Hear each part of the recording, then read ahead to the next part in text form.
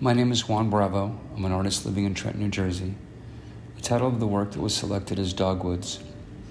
Dogwoods is a mixed media work which incorporates a few techniques and styles which I've been working on over the last 2 years. First, the piece was done on a wooden panel, which allows me to build up the underpainting and surface using a variety of materials which I've found work well for effects of depth and texture. The process I use begins with the wooden panel, which can then be painted with acrylic and covered in paper collage and other mixed media. For example, I like to use foil in my work, which can then be painted, distressed, or wrinkled to achieve various patterns.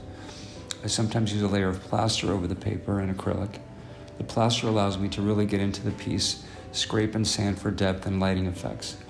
The combination of the paper, plaster, and wood panel makes a very resilient underpaint and surface which takes really well to building up many layers of thinned paint and can be built up also so that the final result has a lot of depth and tonality. For Dogwoods, I was able to use the underpaint to bring out almost like an etching the tree forms and trunks as well as the ground cover and shadows. The final paint layer consists of oil paint, which I thin and build up as needed so that the surface has that quality that I think only oil can really give to a painting. Dogwoods also represents the direction I have taken in my more abstract landscapes, which blurs form and simplifies a subject so that it is recognizable but also can be viewed as a more purely abstract work.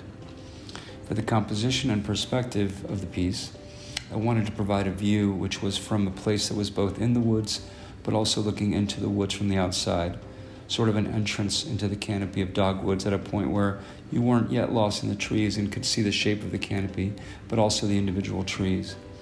The light blue canopy itself is also a bit of a challenge, which I had to work through.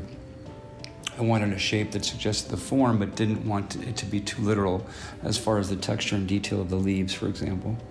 What worked in the end was a technique where I laid down a very thin, generous layer of the darker green, which I intentionally left very thin and watery.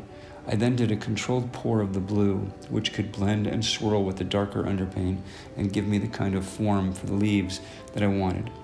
I was able to control the pour to give the piece the perspective that I was looking for, and the effects of the border where the paint blended with the thin underpainting worked well in the end. I'm very grateful that the judges enjoyed the work and to be recognized in this way. It has been a great encouragement to me, and I hope to be able to share more of my work with you as I progress as an artist in the future. Thank you.